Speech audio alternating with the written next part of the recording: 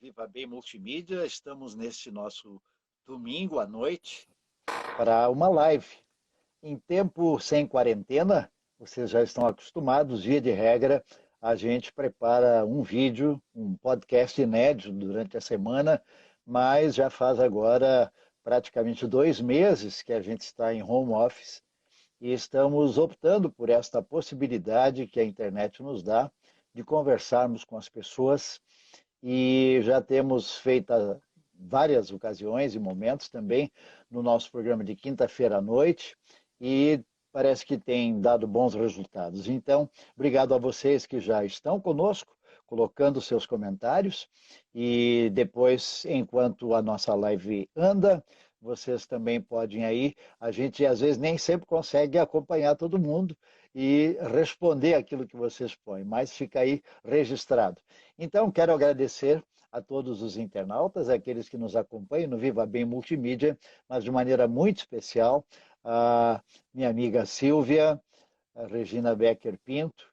Nós, se fôssemos a partir do conhecimento, da amizade, do tempo, ia ser Silvia e Heitor, e nós íamos conversar assim, mas eu vou tomar a liberdade, doutora Silvia, de falar contigo em termos exatamente daquilo que nós estamos nos propondo hoje à noite, com uma pergunta muito importante. A justiça é cega? É uma dúvida que as pessoas têm. Eu quero te agradecer a presença e o teu boa noite para o nosso pessoal. Depois nós conversamos. Por favor, doutora Silvia. Boa noite, Heitor. Boa noite, internautas, aos teus ouvintes do Viva Bem. Para mim é uma honra estar aqui compartilhando esta 1 hora que nós vamos ficar aqui conversando sobre os temas ali que tu incluíste em pauta, que são bem Ok. vastos, né? Mas vamos lá.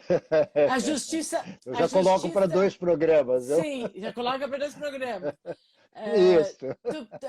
Tu começa essa live fazendo uma grande indagação. A justiça é cega? Nós temos que fazer uma delimitação nesse tema, naturalmente. Porque quando tu fala Ok. justiça, nós não podemos falar, nós temos que compreender que tu não está se referindo nessa pergunta à virtude justiça, né? Tu está se Exatamente. referindo ao poder judiciário, porque a virtude de justiça não é cega, é sempre justa, Essa deveria enxerga ser. muito bem, né? É assim. Bom, até, por exemplo, esses dias eu escrevi algo sobre isso, dela ser cega ou não a partir da própria simbologia, né? E da própria ideia de a construção de direito que se quer passar. Nós temos uma simbologia que é a deusa Tênis, esta sim tem venda nos olhos, né? Ela é a deusa Exato. da justiça, é a deusa da justiça romana. Ela tem 2 pratos, os pratos devem estar equilibrados e ela está vendada, né? O que significa uma cegueira? Não, não é uma cegueira. Aquilo que aparece na simbologia da deusa Tebes é algo muito, muito importante para a jurisdição e para o poder de dizer o direito, que é a neutralidade, não em termos de valores, não, não é isso. Em termos de não ser tendencioso e ser especialmente algo que é caríssimo à jurisdição, que é ser imparcial. Tá? É essa simbologia da venda, a imparcialidade. E o direito, ou direto, ou a justiça se concretiza com a balança, porque a deusa Tênis tem a balança na mão, e quando esses pratos estiver direto no fielzinho da balança lá em cima, imagina aquelas balanças antigas que Verdureiro. passava o verdureiro na frente de casa e fazia aquela pesagem. Quando o fiel estivesse retinho e os pratos equilibrados, então nós teríamos ali uma concepção A imparcial de justiça. justiça. Exatamente, que é a Exato. ideia de jurisdição. Um terceiro imparcial que vai analisar, tu vai dar os fatos a ele e ele vai dizer que direito que vai ser aplicado. É uma visão de justiça, é uma perspectiva de justiça, é a justiça do poder judiciário, ela é e deveria ser assim, nessa perspectiva, de não se conhecer as partes mas conhecer o direito e, a partir dos fatos, aplicar o direito. Essa é uma concepção de justiça distributiva, perdão, comutativa, ou seja, igualizar os pratos da balança. Tá? Uma justiça que é o tanto por tanto, uma justiça que busca restituir ou buscar o status quo ante, né? E uma outra concepção de justiça é uma que realmente não tem vendas. Ao contrário, ela tem uma espada que é a nossa deusa da justiça romana. E essa deusa da justiça romana, ao contrário da venda, a ideia de imparcialidade, ela busca ver onde a isonomia não está sendo, a norma não está sendo distribuída de forma igualitária. Então, nessa simbologia, a Diké, que é a deusa da justiça grega, ela tem olhos abertos e ela não pode fechá-los, porque ela tem que estar o tempo todo atenta para como estão sendo distribuídas as riquezas na polis, né? E essa seria, então, a justiça distributiva, aquela justiça que tem a concepção de tratar desigualmente os desiguais, certo? Inclusive por meio da lei. Então, só a partir dali, a própria concepção de justiça, uma tem que ser com olhos bem abertos, certo? E talvez aí nós podemos ver assim a ideia de ativismo judicial, né? Do juiz ser proponente de políticas públicas, por exemplo, e nós gostamos disso. Nós gostamos disso quando nós queremos que o juiz nos assegure um tratamento médico, nos assegure um leito de UTI. Nós gostamos do ativismo judicial quando ele manda entregar medicamentos que o poder público não entrega. Nós gostamos do ativismo judicial quando ele manda criar vagas no sistema carcerário, nós gostamos, né? Mas, de regra, o juiz, neste caso, ele não está atuando como ele está atuando como uma jurisdição de dizer aquilo que não pode ser feito, mas ele está atuando de forma a impor políticas públicas, criar deveres que o administrador não cumpre se não for compelido pela ordem judicial. Então, me perguntas, a justiça é cega? Eu diria que não, a justiça não é cega. A justiça pode ser tendenciosa, ela pode estar contaminada por ideologia, ela pode falhar, como toda atividade humana, ela é suscetível de erros e falhas. Exatamente. Isso. Então, assim, cega ela não é, e nem pode ser cega. Ela tem que ser teoricamente imparcial, que é cara de jurisdição, significa que ela não pode ser neutra. E o que significa não pode ser neutra? Nenhum intérprete é vazio, todo intérprete tem seus valores, todo mundo interpreta a partir daquilo que é e vê. Um ex-pastor, por exemplo, não vai dar uma sentença num crime contra os costumes ou crime contra a dignidade sexual com a mesma rigidez de um ex-rufião, ambos que assumissem, por exemplo, a jurisdição. Então, esses valores a gente carrega para aquilo que decide. Então, a justiça é contaminada por isso, obviamente, também. Como eu vejo as coisas. Eu vou decidir como eu vejo as coisas. Eu vou decidir comigo, com os meus valores, aquilo que eu sou, mas às vezes transcende, a justiça transcende. Então, nós estamos aí numa situação que nós vivenciamos aí desde semana passada, da nomeação de um ministro, de um diretor da Polícia Federal, né, que se está discutindo muito sobre este ponto de vista, se moralmente, impessoalmente, isso está correto, isso está contaminado por ideologia, isso está contaminado por valores, ou se isso é justiça, isso faz parte do nosso sistema constitucional. Acho que, sinteticamente, aí eu te respondi que a justiça não é cega, nem pode ser. Então vamos acalmar os nossos internautas, que não esta não é a única pergunta que eu fiz para a doutora Silvia quando eu mandei aquilo que eu imaginei que nós poderíamos conversar hoje à noite. Mas é porque, de fato, a simbologia é muito clara, né? A simbologia, inclusive, mais visível para nós, quando se pensa na justiça institucionalizada, é exatamente essa, uma mulher sentada lá na cadeira, como está, inclusive, em frente ao Palácio dos Três Poderes, né? E com uma venda nos olhos, quer dizer, eu ouço, eu deduzo, mas eu não quero ver ninguém me fazendo algum sinal ou me dizendo o que eu devo decidir. Eu gosto Isso. muito desta figura e a ideia foi exatamente um pouco provocativa também, mas porque a gente tem ouvido muito hoje pessoas falando de que nós vivemos uma justiça injusta. Essa é outra questão que nós temos que ver. Mas para os nossos internautas, já pela primeira colocação da doutora Silvia, tem uma noção com quem nós estamos conversando. Eu tomo a Eu liberdade, só quero. Silvia, sim, por Então, só quero, favor. a propósito disso, eu quero só lembrar uma máxima do Calamandrei que dizia assim: a justiça, como toda divindade, ela só se revela para quem acredita nela. E eu acredito. Tá Eu certo, acredito. tá certo. E não é para menos que vocês se inspiram exatamente em duas divindades, né? Isso Não é para menos. e uma delas entrou por briga de deuses ainda, né? Que é É, a Temis, né? é. Para conhecermos um pouco da mitologia grega, né?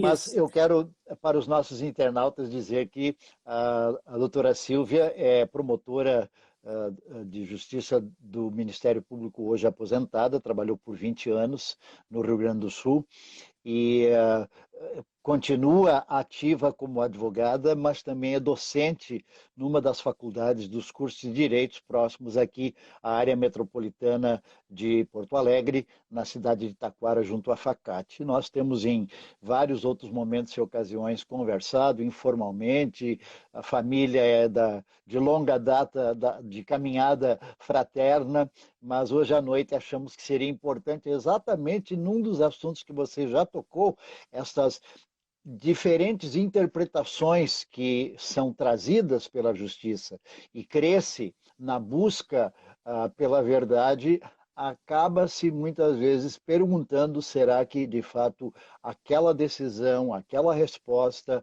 foi a verdade como ela deveria ser? É o caso que você citou agora da questão que ontem o ex-ministro da Justiça, Sérgio Moro, prestou seu depoimento de 9 horas. Não sabemos o que foi falado, nem quando isso vem à baila ou não, mas por uma maneira de interpretar, né, esta questão de uma possível interferência na indicação de um novo diretor-geral da Polícia Federal. Quer dizer, aí nós temos vários ângulos sobre os quais uma matéria é vista e também temos vários olhares sobre os quais esta matéria é vista. Tem o olhar do juiz, tem o olhar de quem fala, tem o olhar de quem é acusado, tem o olhar de quem ouve, tem o olhar do povo, tem o olhar do simpatizante, e tudo isso também entra. Eu posso imaginar que você, na sua larga experiência aí como promotora, teve que lidar com muitas dessas situações e às vezes parar e dizer assim: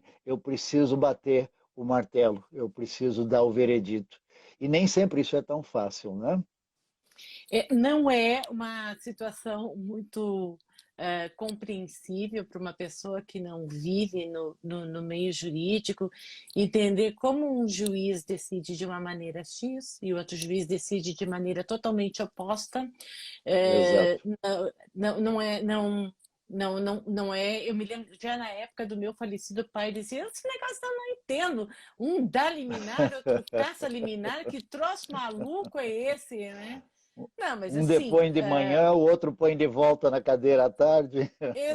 isso aí, não é uma coisa muito fácil e eu vou tentar responder aos ouvintes assim, e a ti mesma que perguntaste isso, de uma Sim, maneira sim. objetiva. Eu já te disse antes que as pessoas julgam, os juízes são seres humanos, julgam Uhum, de uhum. acordo com a lei, eles são vinculados à lei, não, eles têm que aplicar a lei, mas eles interpretam a lei. E ao interpretarem a lei, eles interpretam com aqueles valores e aquilo que eles são. Ninguém interpreta alguma coisa senão do ponto de vista onde está e como percebe as coisas, certo? Então, se eu tenho um juiz que tem um viés mais garantista, voltado mais à figura do réu, é óbvio que ele vai ter uma visão e os valores dele vão estar mais centrados nessa direção, né? Então, vai haver um número muito grande de decisões totalmente díspares acerca de uma mesma matéria. E nós temos o nosso sistema jurídico, tanto penal como civil, como trabalhista, um sistema de revisão recursal, ou seja, nós temos os recursos justamente para deliberar, ou para rever, ou para ajustar, ou para tentar afunilar e tentar ficar da maneira mais igualitária possível as decisões judiciais. Aí tu vais me dizer assim, pois muito bem, o sistema recursal ele existe, tá certo, mas também há outra divergência do mesmo tamanho ou também de expressão grande em nível de tribunais e de tribunal para tribunal. Então, eu quero te dizer o seguinte, bom, nós vivemos um sistema tripartite de poder, certo? O que é um sistema tripartite de poder? Esse sistema ele foi pensado por um inglês chamado John Locke. E esse inglês chamado John Locke, ele pensou ainda num quarto poder, que é o poder moderador. Nós tivemos no Brasil na época do Império. Não sei se já tiveste a oportunidade de ler alguma coisa sobre isso. Poder moderador é o seguinte, então, na verdade, na pessoa que pensou por primeiro o princípio da repartição dos poderes, que foi John Locke, existiam 3 poderes: o poder de julgar, o poder de executar e o poder de administrar.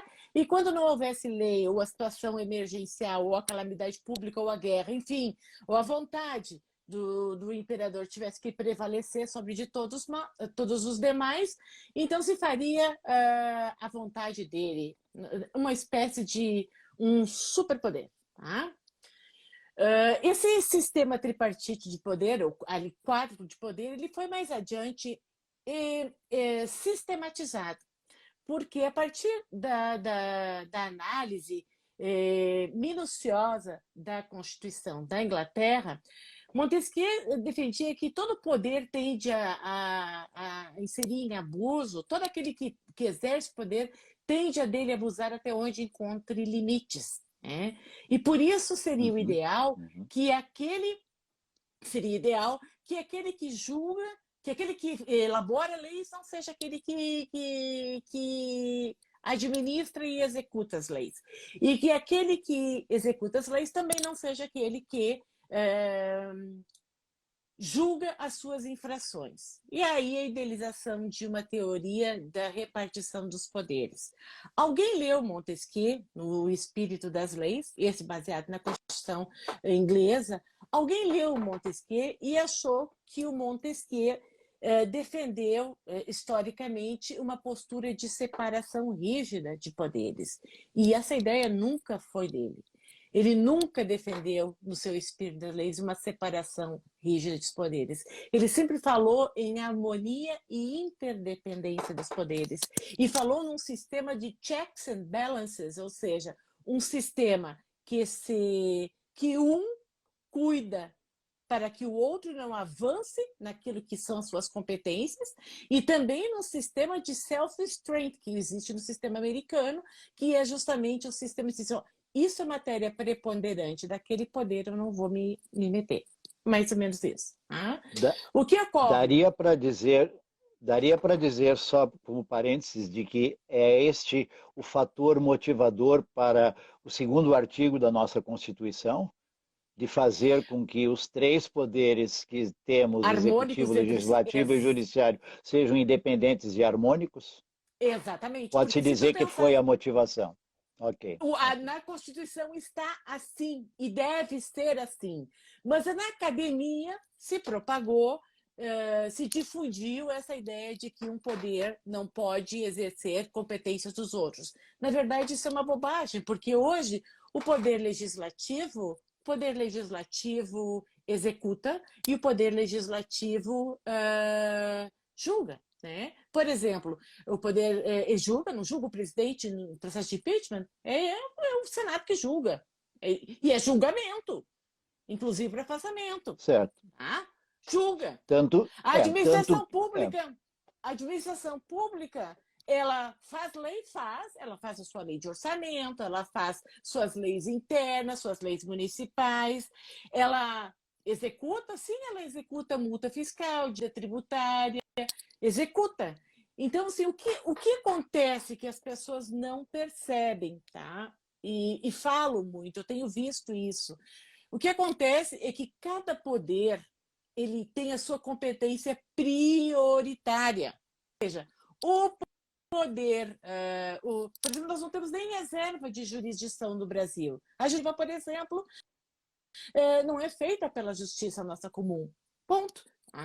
O juiz, a justiça, o juízo arbitral também, a mediação, faz coisa julgada material, tu não vai poder discutir isso do Poder Judiciário.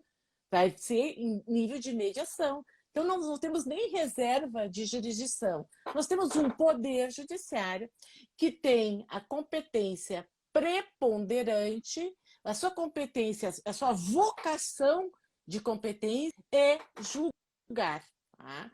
Até onde ela pode julgar, até que ela não adentre competência dos outros poderes. Então, nós estamos nos últimos dias, e eu sei que é nisso que tu quer chegar, saber se tem respaldo constitucional a determinação do ministro Alexandre de Moraes para impedir a nomeação do diretor lá da Polícia Federal. É isso, né?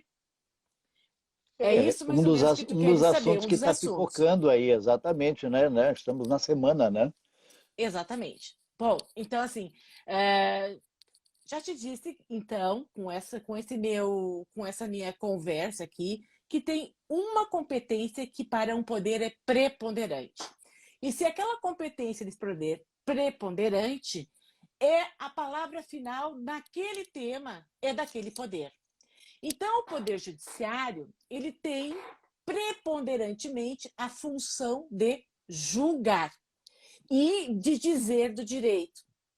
E em matéria de dizer do direito, ele tem a palavra final. A palavra final não é do legislativo, a palavra final não é do executivo, a palavra final do que é direito é do Poder Judiciário. E a palavra final do que é o direito constitucional e como deve ser lido e interpretado é do STF.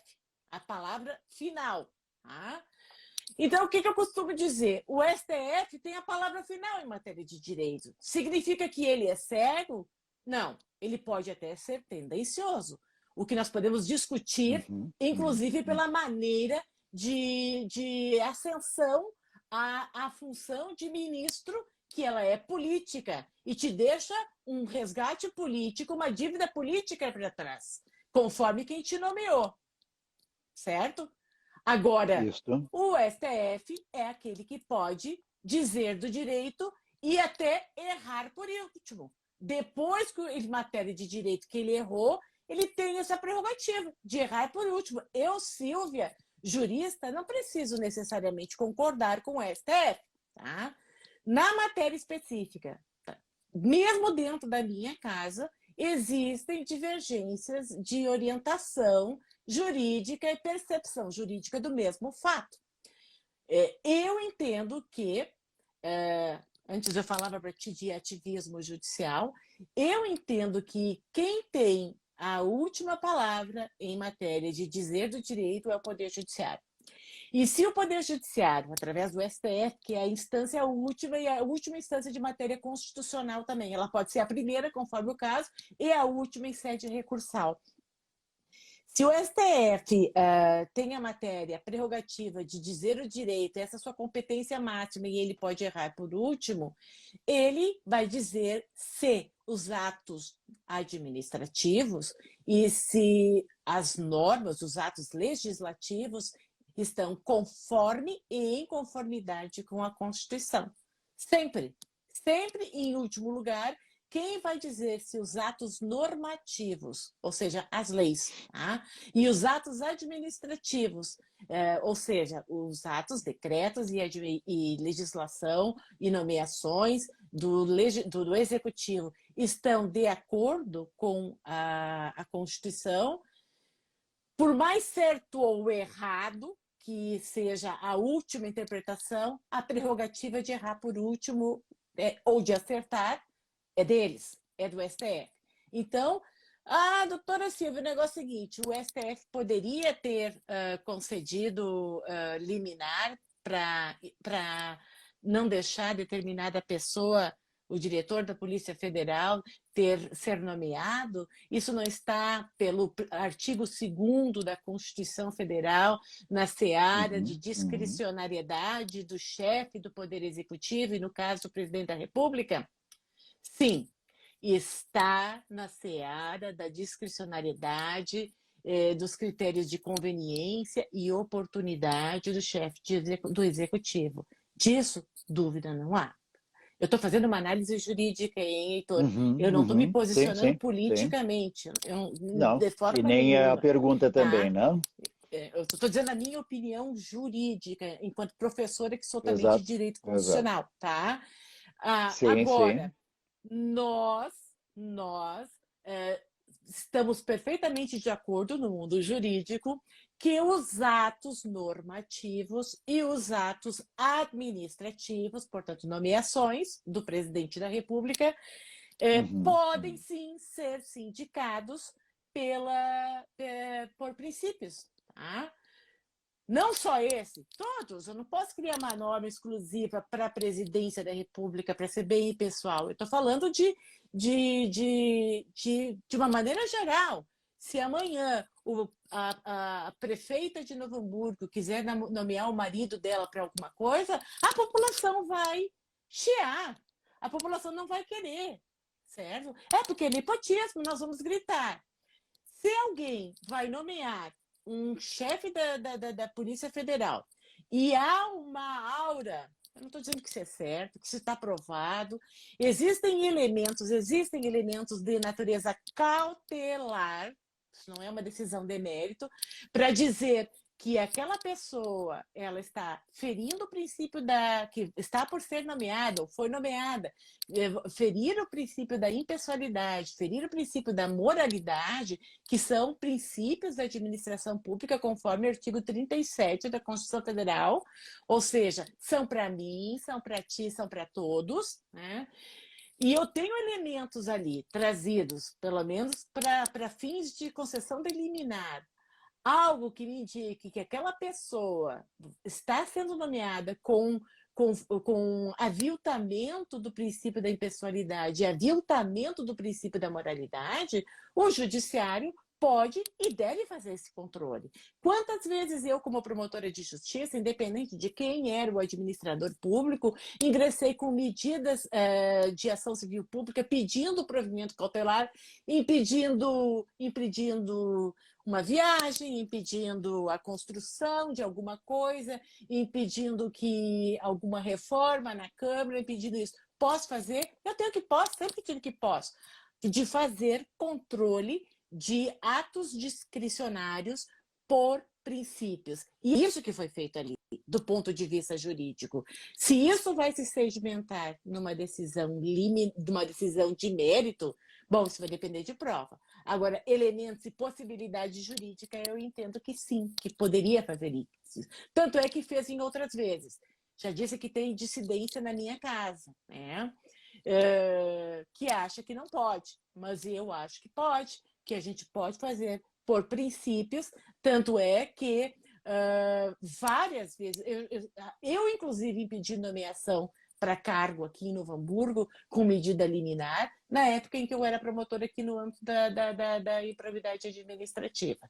Tirando as paixões políticas do ponto de vista jurídico, tirando as paixões políticas, do ponto de vista jurídico, é o meu entendimento, com a vênia e com respeito de todos os demais que possam ser contrários ao meu, que é possível fazer controle de ato administrativo discricionário por princípios, ou seja, dizendo o que não pode ser. O contrário, já não vejo como possível, dizer o que deve ser, nesse caso do ato discricionário, ou seja, o juiz dizer quem é que tem que ser escolhido. Agora, o juiz dizer este dentre todos não pode, porque ele está sendo colocado, pelo menos em princípio, a priori aqui, Ah, eu apenas tenho dúvidas. Alguém está se acusando. Uhum. Alguém É, está se acusando.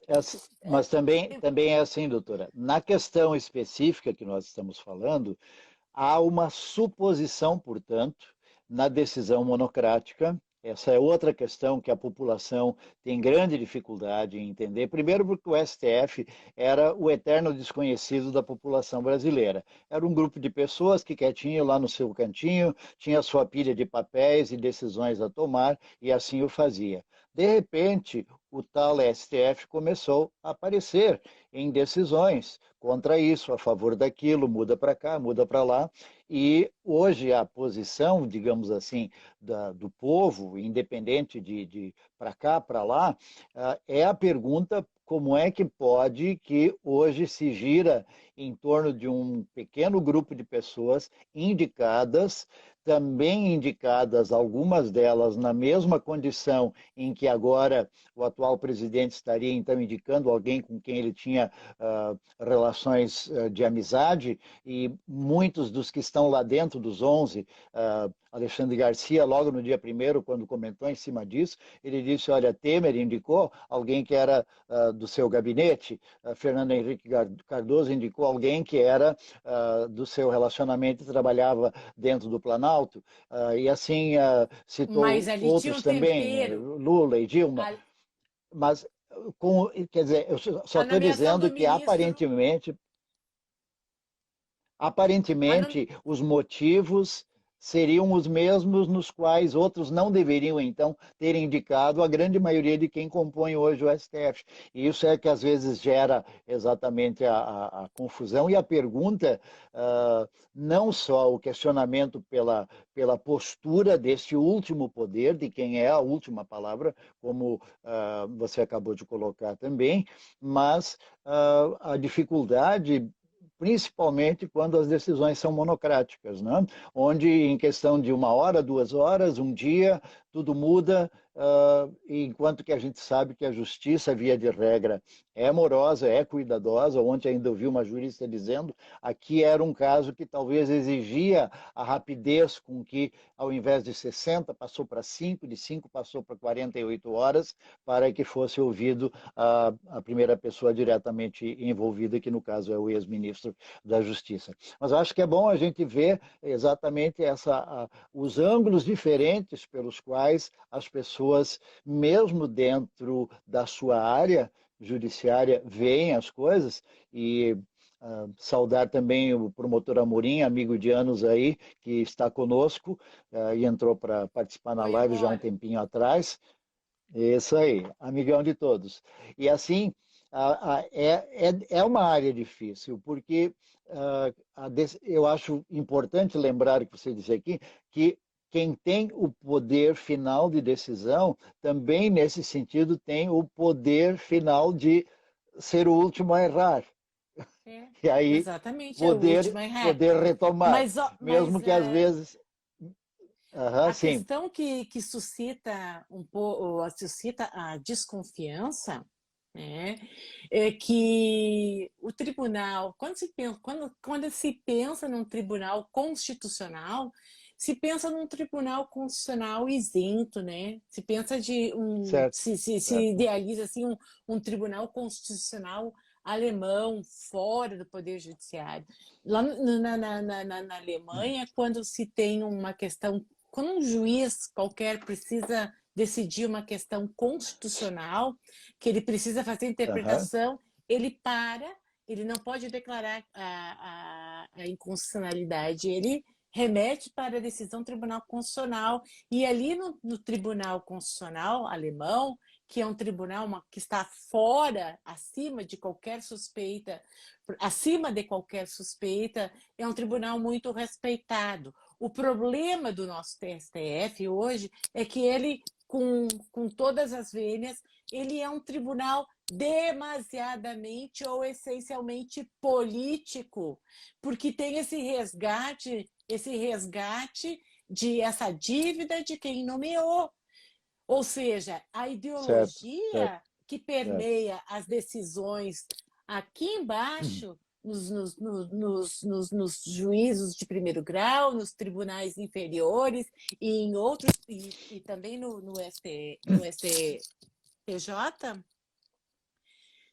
essa ideologia também permeia lá, também está é intrínseca da escolha. Então as pessoas Sim, sim. não confiam no STF, não acreditam no STF.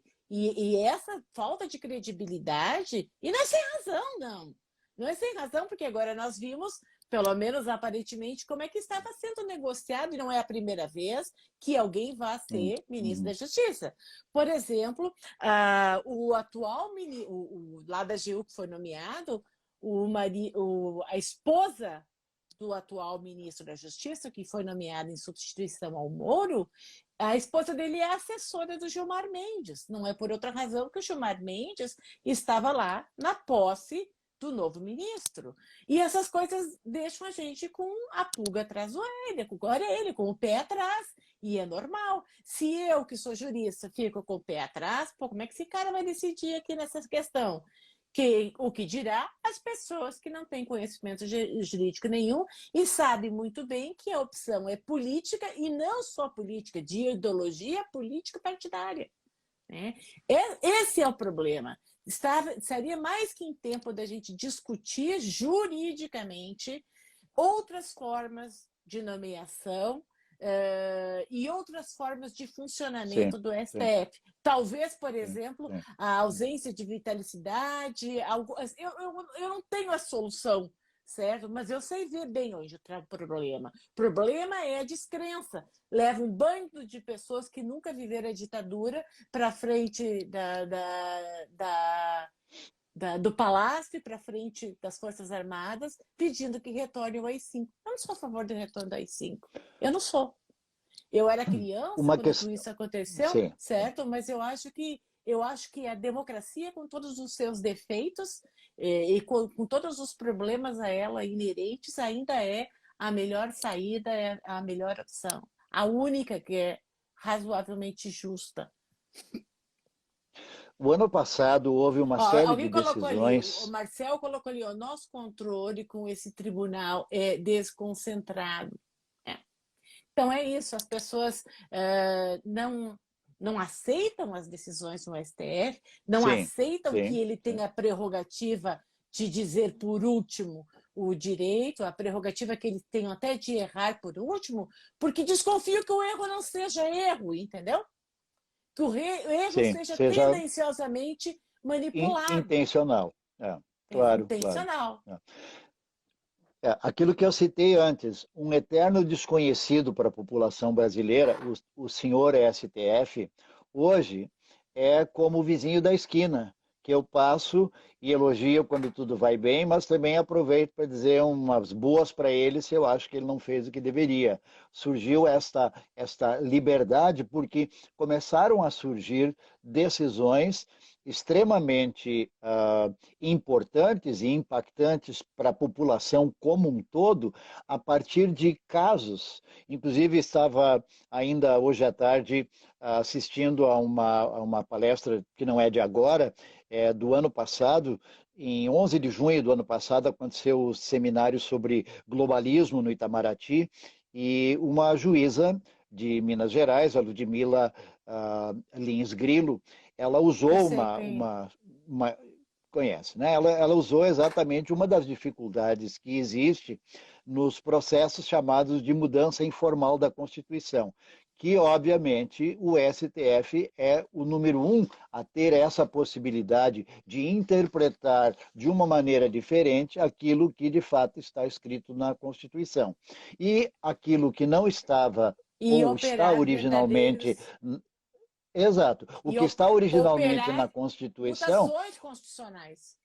é visto diferente e acaba, então, por exemplo, então, o CNJ concordando, o Conselho Nacional de Justiça concordando com isso, a prática, em um caso específico, acaba, então, sendo adotado como regra, como uma Constituição paralela. como uma Constituição paralela. Assim como existem poderes paralelos. Você citou antes, e nós vamos ao segundo artigo da Constituição, do Executivo, Judiciário e do Legislativo, mas nós sabemos que, na prática, muito bem, nós temos mais dois poderes muito fortes hoje em dia. O poder da imprensa, organizado, estruturado, e o poder das redes sociais, que é o mais É, novo de todos os filhos destes cinco poderes hoje muito vivos e ativos, é verdade. principalmente na nossa realidade. E olha, com um peso ah, praticamente igual, faltando apenas o poder da decisão.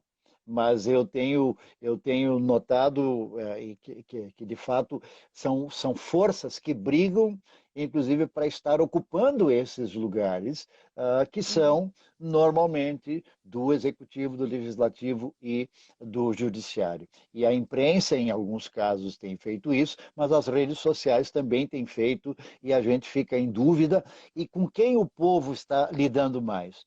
Muito mais com a É, imprensa e com as redes sociais, de onde vêm as informações para eles, porque poucos olham TV Câmara, TV Senado, TV Judiciário, ou vamos olhar para a realidade das cidades, que hoje, por lei, tem a TV Câmara, o caso de Novo Hamburgo. Quem senta diante de um canal de TV para poder assistir 2, 3 horas ou 4 horas de uma sessão plenária? É culpa nossa se sim, não o fazemos, né? pois é, Mas mas olha depois só, reclamamos, mas depois reclamamos. Heitor, Por favor, doutora. eu tenho. Não é uma coisa assim muito fácil de encontrar solução, né? Uma das coisas que eu sempre penso é se o, o STF é aquele que, em matéria de direito, é aquele que tem a última palavra, indiscutivelmente, é, se ele tiver uma infiltração política e política partidária, nós podemos também aí pensar de uma ditadura, porque ditadura é ditadura, tanto faz da maneira como ela venha, né? A Certo? ditadura, tanto faz se ela, por onde ela venha, ela ainda é Sim, ditadura, sim. né? É, Então nós é, podemos é, uma, pensar é assim um que erro isso. nós temos um fiscal, tá? Né, Sim, nós temos uma entidade, que é o STF, que é ok. composta por 11 ministros, né? E ela está dizendo o que é o direito e, Ditando. em alguma ditando. Então, o que em alguma medida também pode ser assim uma inflexibilização, uma ditadura e pela forma como eles chegam, ascendem ao cargo de ministros, nós até podemos pensar aí numa. Eu sempre pergunto assim: quem é que fiscaliza o fiscal, né? Quem fiscaliza o Hum, fiscal? hum, Se hum. eles errarem, vamos admitir, né? Como é que nós vamos Sim, sim. reverter esse erro? Né? E é uma preocupação legítima, eu acho legítima, se eles errarem, se eles estiverem ideologicamente comprometidos, eles já deram muitas decisões que me agradaram e muitas decisões que me desagradaram. Veja bem, eu não estou fazendo uma apologia política, não. Eu estou dizendo que muitas vezes eles deram decisões que me desagradaram. Muitas vezes o ativismo judicial me é prazeroso, eu gosto, e muitas vezes eu não posso aceitar, né? E, por exemplo, tu falaste aí de CNJ. CNJ, para mim, com todo o respeito, é uma aberração jurídica, como CNMP, que nasceram para um controle administrativo e hoje estão legislando também. Cadê a separação de Certo, poderes? Aí nós entramos certo, naquele tema certo. lá da recomendação número 02/2020, né? Aquela recomendação decorrente recomendando aos juízes, aos tribunais, aos magistrados que adotassem medidas preventivas aí em relação à propagação da infecção da Covid-19. E como isso, eles já legislaram muitas coisas. Por exemplo, a audiência de custódia. Não é uma questão de ser boa ou ser ruim, certo? Acontece que matéria de processo penal é matéria de competência privativa da União. Como é que pode o CNJ, que é um órgão vocacionado para controle externo, criar normativas, criar normas obrigatórias em matéria de direito fundamental, em matéria de audiência de custódia, que tem essa natureza de direito fundamental. Então, agora, por essa recomendação, ele próprio suspendeu aquilo que para ele é direito fundamental, que é a audiência de custódia. Como é que eu posso dizer assim, agora é fundamental, aí daqui em 3 meses não é fundamental? Né? E tudo isso não por meio de lei, por meio de resolução, por meio de recomendação. E isso também estaria, e assim também a questão da liberdade de imprensa dos promotores de justiça e dos procuradores de justiça, dos membros do Poder Judiciário, tudo isso sendo ceifado por recomendações de CNMP e CNJ. Né? Então, não posso concordar com isso de forma nenhuma. Sim. Para não perder, Silvia, essa questão que você citou agora, com toda essa questão da pandemia, de novo, muito mal entendido, e para a população é o problema de novo. É um problema que tem que ser tratado pelo Ministério da Saúde, e nós vamos seguir as orientações. Ah, não, mas daí o ministro não pode se comprometer, então isso fica com os governadores. Bom, o governador tem seu apoio? Claro que tem, e para isso eles têm as suas secretarias estaduais de saúde. Ah, não, mas aí o governador diz, mas deixa cada prefeito decidir, porque ele que conhece a sua realidade. Então nós temos uma norma geral para todos os municípios brasileiros. Aqui, só um sim. Só para não perder o pensamento, sim, a Silvia vê isso aí. Digamos assim, não há uma regra, eu entendi assim, que pudesse valer para todos os municípios, porque inclusive há municípios zero em termos ao Covid.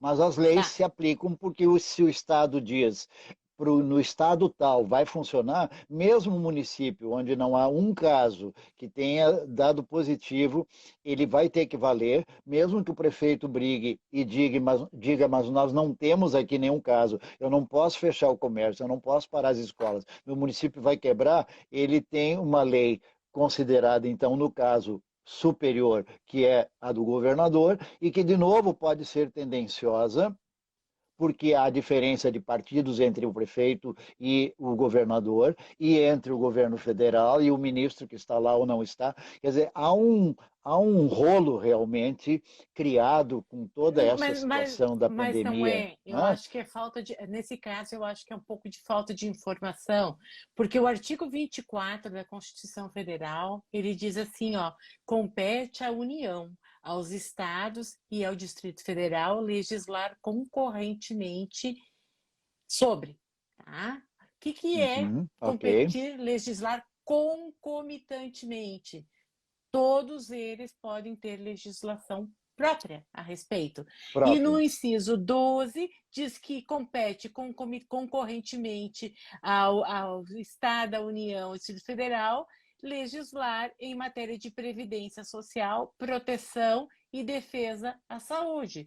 Proteção e defesa à saúde é a matéria dele. É o caso agora. É o caso agora. Sim, e essa decisão lá do STF no início do mês de abril. Eu concordo com o teu raciocínio. Aqueles casos lá, né, em alguma cidade que não teve a menor expressão. Caso algum? Claro que sim. Claro que as regras de contenção podem ser flexibilizadas. E parece que agora, neste momento, parece que essa foi a ideia da legislação estadual.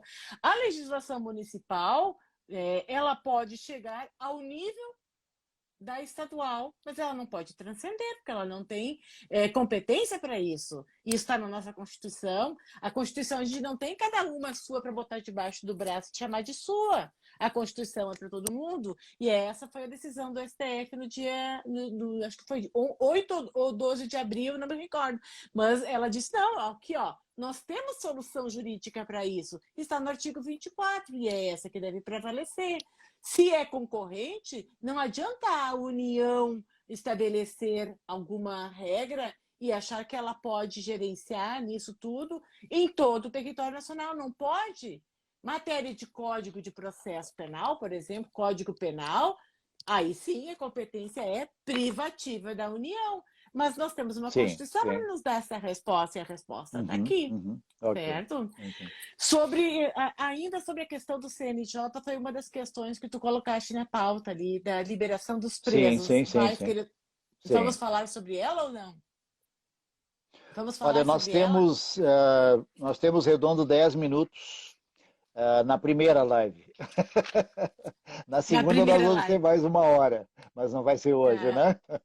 Eu não vai acho que ser essa hoje. questão eu acho que nós estamos dentro de um tema que vai ficar bom se nós nos últimos 10 minutos vamos continuar nele e podemos, nessa questão de decisões como essas ligadas à soltura de preso, apesar de que uma das razões era exatamente a questão do Covid como proteção, e aí surgiu outra grande discussão, se lá eles estão protegidos, o próprio ministro da Justiça, quer dizer, querendo ou não, já entramos agora no assunto, o próprio ministro da Justiça disse à época de que não deveria haver a soltura porque as estruturas dos presídios eram suficientemente, se não houvesse visitas, etc, etc, etc, um melhor lugar para alguém estar protegido, que fora ele estaria mais exposto ao vírus renal. Quer dizer, aí começam a surgir incoerências de cá e de lá, e claro, cada um de novo tira as suas conclusões de acordo com a sua maneira de ver as coisas, né?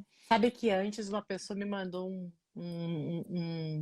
uma mensagem dizendo assim, ó, se um médico ou um enfermeiro devem cumprir seu dever, indo às frentes de trabalho e enfrentar a pandemia, por que que o apenado não pode morrer cumprindo a sua pena? Eu não penso isso, tá? Exatamente isso. Uhum, Mas uhum. um dos aspectos da recomendação da 62 do CNJ, para mim, é extremamente impactante. Eu fui olhar todos o que ela determina e lá no artigo 8º, parágrafo 3º, inciso 3º, ela diz assim, ó, Heitor, presos com Sim, sintomas de contaminação por Covid-19, tá? Quando for ok, apresentada a pessoa presa com sintomas associados à Covid-19, deverão ser adotados os seguintes procedimentos. Isso CNJ ok, recomendando, tá? O tá bem. CNJ recomendando. Seguintes procedimentos. A disponibilização de imediato, tá? De máscara cirúrgica à pessoa. Eu não consegui comprar. Não sei se tu conseguiu, Lá mas onde acho que a ela grande estava. maioria não. Tá? Mas o preso terá direito imediato, tem que ser disponibilizado a ele uma máscara cirúrgica. Ponto, vírgula. Ok, A adoção dos procedimentos determinados nos protocolos da ação instituídos pelo Sistema Público de Saúde. E aí, em caso de conversão de prisão em flagrante, em prisão preventiva, que o juiz não pode mais de ofício pelo pacote anticrime agora, né? Tem que haver um sim, sim. requerimento, mas o encaminhamento à rede de saúde para diagnóstico. Isso que é, para mim, não que eu acho que o preso não mereça ser diagnosticado. Isso aqui é o suprassumo da desigualdade. Nós tivemos um caso semana passada, a gente ficou bem apreensivo na minha família com sintoma de Covid-19. Eu tenho um ótimo plano de saúde, foi ao plano de saúde, fez exame de raio-x, a pessoa fez exame de sangue, nada apareceu, fez coleta de material e aí recebeu a informação de que seria informado por telefone na sequência se aquele material Se fosse colhido positivo. É. seria encaminhado ao exame, Ah, por sim, ser sim. considerado que Ainda sim, para ver que se o plano iria permitir o aham, exame. É. exatamente. Ok. E aí a pessoa procurou no sábado e segunda-feira não deu outra, eles ligaram e disseram, olha, seu material está sendo descartado porque o senhor não está no grupo de risco. Muito bem. E aí? E aí vamos atrás de um médico que forneça a requisição e a pessoa vai, então, num laboratório e faz o exame sorológico para detecção de Covid, paga, porque não é barato, Na rede pública ninguém recebe uma aspirina, nada, né? Mas o preso ele tem que ser diagnosticado. Como é que a gente faz o diagnóstico da Covid-19? Através da testagem, né? Através da testagem. Nós não temos testagem para a imensa maioria da população brasileira. Certo, Nem certo. pagando está difícil conseguir, certo? Mas o preso tem que receber máscara cirúrgica e tem que receber a testagem. A testagem, o diagnóstico, a comunicação e o atendimento previamente ao ingresso em estabelecimento prisional, noticiando-se posteriormente o juízo competente para julgar para o julgamento do processo. Bom, daí atirei, né? Atirei as toalhas, pelo amor de Deus, né? As pessoas de idade, as pessoas sofrendo, as pessoas com dor. Se prender um preso com uma gripezinha, algum sintoma de Covid, tem que diagnosticar. Ou seja, aquilo que E não onde está. vieram, sim. Aquilo que não está disponível para Para a ninguém da população. população, para a Sim. população, para os E nossos. daí logo. Sim, sim. E daí logo o escândalo da compra de falsas Exatamente. declarações para que pessoas pudessem sair. Advogados foram Infelizmente, presos para conseguir. quando a gente fala da justiça, também tem esse lado da justiça que não está lá no STF, não é aquela justiça que está lá com a última palavra, mas essa justiça que está também em quem, nas dificuldades no dia a dia da vida das pessoas, precisa emitir um parecer e acaba também se vendendo. Eu não sei se isso caberia como um exemplo dentro do que o amigo Amorim colocou aqui num dos seus comentários. O ativismo judiciário é hoje um dos cânceres desse país. Quer dizer, o que é o ativismo judiciário? É você Sim, se porque o valer ativismo dessa prerrogativa para agitar, ou para benefício próprio, ou para fazer, como no caso da denúncia daquela pessoa que fornecia atestado falso dizendo que o preso estava com Covid, para ganhar, obviamente, o seu valor, porque a gente sabe que tem grana rolando dentro e fora dos presídios. Mas esse vai ser um assunto ainda muito importante para nós voltarmos, ele não termina com certeza hoje. Silvia, nós E outra temos questão é o 3 seguinte: minutos. deixa eu, Sim, deixa eu por só favor. te. Só para. Mais uma vez, não sei se tu percebe, mas a população percebe com certeza que estão Aham. querendo utilizar o Covid-19 como medida como medida para dar fim ou dar cabo à questão da superlotação do presídio. A questão da superlotação Sim, dos sim. presídios não é afeta É outro. a Covid-19, é outro assunto. E o Covid não Sim, pode ser sim, sim. invocado para isso. Por que a Covid não pode ser? Não. Primeiro, porque a prisão cautelar ela é realmente exceção, não precisa vir uma recomendação do CNJ para dizer que ela só pode ser declarada em caráter excepcional, porque isso é da lei e a aplicação de medidas cautelares alternativas, como o direito subjetivo do réu, também é da lei. Então, só nas hipóteses do artigo 312 do Código de Processo Penal é que nós vamos falar em Covid, sem Covid, nós temos que decretar. Se a pessoa for perigosa, ela tem que ser presa. Né? Se ela ser uma pessoa oferecer risco à sociedade, ela tem que ser presa. Ainda mais num contexto em que nós não temos tornozeleira eletrônica para todo mundo, para colocar em domiciliar, nós não Certo, temos sistemas certo. de fiscalização para essas pessoas e nós estamos condenando a sociedade a sofrer o risco, não só do corona, mas da violência dessas pessoas na Sim, de rua outra tudo vez. mais, de tudo mais, de É, tudo mais. exatamente.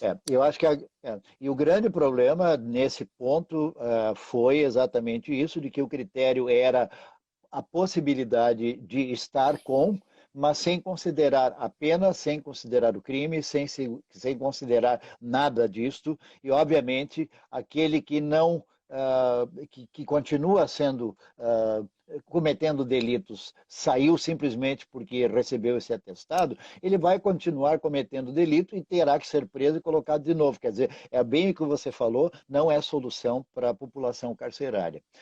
Doutora Silvia, nós estamos chegando ao final, nós temos 1 hora dentro da nossa proposta com também o sinal nosso aqui no Instagram, e como disse, eu prefiro colocar muitas opções para quem eu vou entrevistar, mas também já penso na possibilidade de que, de fato, muitos assuntos precisam voltar. E este, não que nós queiramos que ele continue por muito tempo, envolvendo a questão do Covid, tomara que isso passe o mais rápido possível, mas toda a questão que começamos Amém. aqui no início, a visão de justiça. E eu quero ali o seu fechamento, e eu, da minha parte, agradecer a tua disposição, o teu tempo, e já tentarmos agendar aí a continuação dessa nossa conversa. Por favor, Silvia. Heitor, assim, para mim foi um prazer participar dessa conversa contigo hoje. Tu podes contar comigo sempre, mas tu sempre terás um problema comigo. Quando tu disse me castaram a palavra. Tá? Durante 10 anos, o juiz não conseguiu me caçar a palavra no tribunal do júri. É difícil que eu consiga inserir em uma hora tudo aquilo que eu penso ou uma parte ínfima do que eu conheço, né? Porque eu tenho também uma formação Ok. acadêmica muito grande e fico assim angustiada porque eu quero fornecer o máximo As de conhecimentos, informações. Sei, informações possíveis e me colocar dentro de uma hora para mim sei, é sim, sim. sabe, é É difícil um mesmo, castigo. né? É um É um castigo, castigo. né? Mas assim, ó, Heitor, sempre que tu quiseres conversar comigo sobre este e outros temas, dar continuidade, falar de outras coisas, pode me chamar para mim. É sempre um prazer ter um tete-a-tete, um bate-papo com uma Muito bem, pessoa muito bem. que é a Nós o queridíssima em faremos. pessoa. Isso. Muito Isso aí, obrigada ó. por ter me convidado hoje. Tá bom. Já que nós estamos ao vivo ainda, o Amorim perguntou: Ué, vocês voltaram?